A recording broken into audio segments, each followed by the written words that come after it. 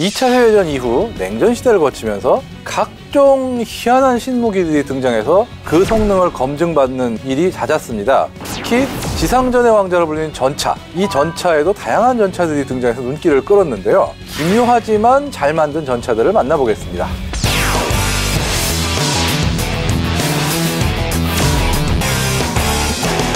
먼저 가구로 유명한 모 나라가 있죠. I로 시작되는 그 가구.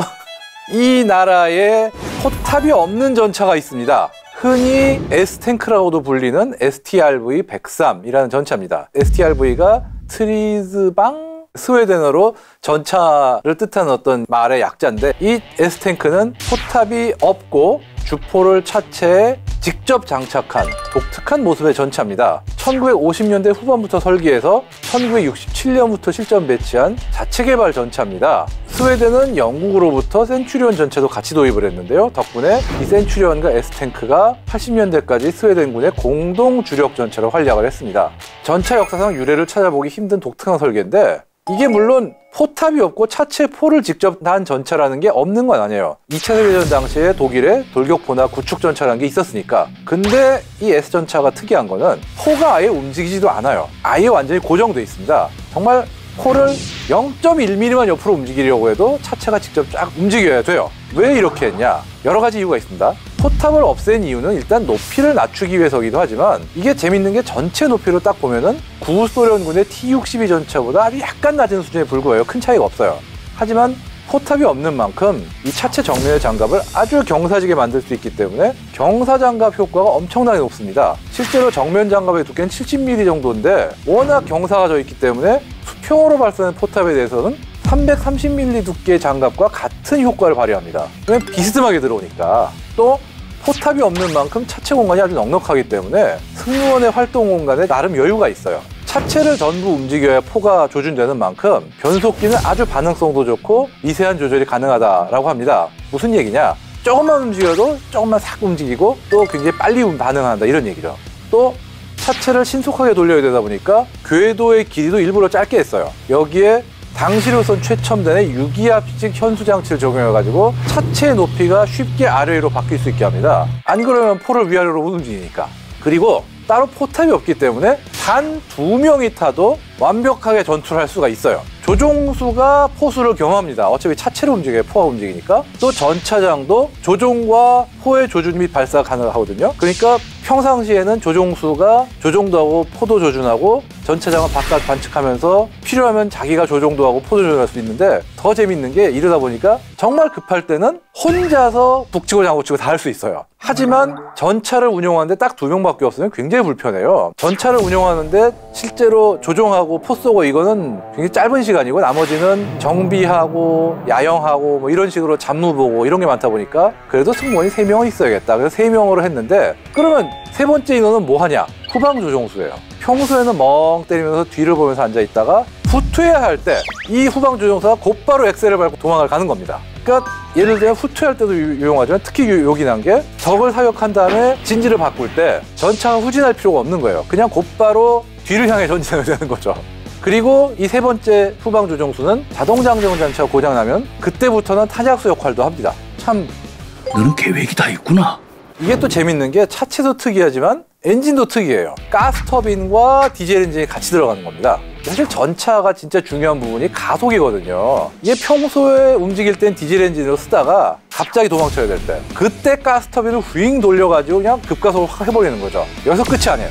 수륙양용까지 돼요. 이 천으로 만든 스크린을 딱 세우고 오래 떠갈 수도 있어요. 심지어 이때 최대 속도는 6km니까 느리긴 하지만 어쨌든 호수나 흐름이 느린 강 정도는 그냥 떠갈 수 있는 거죠. 2세대 주력 전차 기준으로 보면 S탱크는 꽤 강력한 전차 중 하나였고요. T-62까지의 소련군 전차에 대해서는 우세했습니다. 심지어 스웨덴군은 이 포탑도 없는 이 물건 가지고 방어만 하는 게 아니라 유사시엔 반격까지 하겠다고 할 정도였어요. 그러니까 이게 흔히 얘기하는 것처럼 방어에만 치중된 전차도 아니었다, 이 얘기죠. 하지만 70년대부터 문제가 생기기 시작합니다. 이 경사장갑 컨셉이 T-72의 125mm 구경 날탄, 즉 날개 안정식 철갑탄 상대로는 먹히지가 않았고요. 또 이게 차체가 기본적으로는 굉장히 빠듯하게 설계된 물건이다 보니까 3세대 주력 전차로 업그레이드할 만한 여유도 없었다고 봅니다. 그러다 보니까 결국 90년대에 주력 전차를 독일의 레오파르트 2 전차를 면허 생산하는 STRV-122로 바꿔버리고 S탱크는 전부 퇴역시켜서 해체하거나 박물관에 보냈습니다.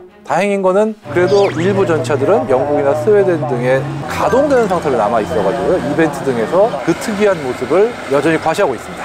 그러니까 애시당초 스웨덴은 이 전차는 딱 요 용도로 쓸 거야 하고 만드는 거네요. 그렇죠. 요 용도로 요 포를 딱 이 정도 방어력에 쓰겠다. 딱 그 범위까지 되게 빡빡하게 만든 거라 확장성이 없어요. 개량이 힘들다는 얘기죠. 이번에는 프랑스로 가보겠습니다. 기묘한 전차지만 나름 선방해가지고 현재도 몇몇 나라가 쓰고 있는 베스트셀러 AMX-13입니다. 원래 프랑스는 세계적인 전차 강국이었어요. 근데 2차 대전에서 독일한테 아주 초반에 완전히 깨졌죠. 그러면서 개발이 정체됐죠. 전쟁이 끝나고 과거 명성을 되찾으려고 첫 번째 시도 중 하나로 내놓은 게 AMX-13 경전차입니다. 전투 중량은 14.5톤, 장갑도 가장 두꺼운 곳이 40mm 정도밖에 안 되니까 진짜 가볍고 빈약한 물건이긴 해요. 하지만 처음부터 주력 전차를 생각하고 만든 게 아니니까 큰 문제는 아닙니다. AMX-13의 13이라는 번호는 연료나 탄약, 승무원 등이 없는 기본 중량의 상태에서 13톤을 조금 넘는 13톤대라는 뜻이에요. 거의 장갑차에 가까운 수준의 경전차죠, 진짜. 이게 원래부터 정찰 및 보병 지원 같은 그런 용도로 쓰기 위한 보조전력으로 설계된 물건이에요. 주력 전차는 60년대까지도 2차 세계대전 중에 미국이 원조했던 셔먼 전차나 50년대에 미국한테 원조받은 M47 전차, 심지어 독일한테 노획한 판트나 킹타이거 전차 등까지 썼습니다. 무게가 가볍다 보니까 엔진이 270마력밖에 안 되는 정말 작은 엔진인데 그래도 60km까지 밟을 수가 있어요. 당시로서는 상당히 빠른 거죠. 또 AMX-13은 덩치에 비해서 꽤 강한 주포를 갖고 있습니다. 이 주포는 75mm SA-50이라는 포인데요. 2차 대전 중 독일이 사용한 판터 전차의 주포와 비슷한 성능을 발휘하기 위해서 만든 포입니다. 14톤밖에 안 되는 작은 전차지만 덩치가 2배를 훌쩍 넘는, 그러니까 무게에서 2배를 훌쩍 넘는 T-34-85 정도는 그냥 쉽게 해쳐버릴 성능이 있었어요. 물론 T-54라든가 센츄리온 같은 2차 대전 이후에 실용화된 전차를 정면에서 상대하기는 버겁지만 이런 전차들조차도 측면이나 후방에서는 잡으려면 잡을 수 있어요. 그러니까 작은 덩치치고는 굉장히 펀치력이 있는 거죠. 이 AMX-13의 가장 재미있는 특징은 요동 포탑입니다. 포가 포탑 안에 들어간 게 아니라 포탑이 상하로 나뉘고 포가 위쪽 포탑에 고정이 돼 있어요. 그리고 그 위쪽 포탑은 아래 위로 움직입니다. 그러니까 흔히 생각하는 게 포탑 안에 포가 들어있고 포만 아래로 움직이는데 이건 포탑을 위아래로 나눠가지고 포탑 위가 완전히 아래로 움직이는 이런 방식이에요. 이렇게 하면 두 가지 이점이 있어요. 포 크기에 비해서 포탑의 지름을 전략할 수가 있고요. 작은 차체에도 비교적 큰 포를 달 수 있습니다. 무엇보다도 자동장전 장치를 달기 유리해요. 왜냐하면 아까 S전차하고 일맥상통하는 부분인데 포신과 자동장전 장치가 늘 같은 각도로 고정되어 있기 때문에 언제 어느 때도 포탄을 장전할 수가 있는 거죠. 포신을 따로 움직일 필요 없이. 그러니까 어떤 걸 생각하시냐면은 자동장전 장치가 약간 리볼버식으로 회전식 탄창을 갖고 있는 방식이라 포탑 위에 거대한 리볼버가 장착돼 있다. 이렇게 생각하시면 쉬워요. 물론 단점도 있습니다. 차가 좁아져요. 포탑이 따로 있다 보니까 승무원이 3명이지만 승무원의 신장은 웬만하면 170cm 이하로 해라. 이렇게 신장 제한까지 뒀어요. 또 포탑 아래와 위 사이에 큰 틈이 있기 때문에 물을 새지 않게 할 수 있어요. 방수포를 덧대서. 하지만 화생방 보호 능력은 없습니다. 하지만 주력 전차가 아니다 보니까 그 정도 단점들이야 그냥 너그럽게 봐주자 이런 분위기였고 프랑스군이 무려 4,300대, 해외 수출도 3,400대, 총 생산량 7,700대라는 상당한 성공을 거둡니다. 수출도 약 25개국에 이루어져가지고 정말 돈이 없던 전쟁 직후의 프랑스에 나름 쏠쏠한 외화벌이 수단이 됐죠. AMX-13은 지금도 인도네시아 등 6개국이 현역으로 운용 중입니다. 아마도 2차 대전 이후 프랑스제 전차로는 가장 많은 양이 생산되고 가장 수출에 성공한 차량이 아닐까 싶습니다. 둘 다 어쨌든 나름 독특한 발상과 상식적이지 않은 기술들이 적용된 거잖아요. 그렇죠. 그렇게 될 수밖에 없는 시대 상황이 있었을까요? 아무래도 있었죠. S탱크 같은 경우만 해도 냉전 시대에 스웨덴이라는 환경에서 어떻게 제한된 숫자의 전차로 다른 나라도 아니고 유사시에 또 오련군이 몰려오는 걸 막을까? 왜냐면 스웨덴은 숲도 많고 늪지대도 많고 꽤 험한 지형이다 보니까 거기서 어떻게 하면 내 나라를 잘 지킬 수 있을까라는 굉장히 특이한 어떤 소요 때문에 나온 거고, AMX-13 같은 경우도 그 작은 차체에 자기 덩치보다 더 큰 돔을 잡아야 되는 그런 포를 얹어야 된다. 그런 어떤 한계가 있다 보니까 포탄만 특이한 게 아니라 당시로서는 특이하게 엔진이 앞에 있어요. 정말 이거는 설계진이 그 포를 어떻게 얹을까 고민하고 하다 끝에 나온 어떤 그런 고육지책이거든요. 그리고 실은 S탱크의 기술에 우리나라가 이어진 게 있어요. 유기압식 현수 장치.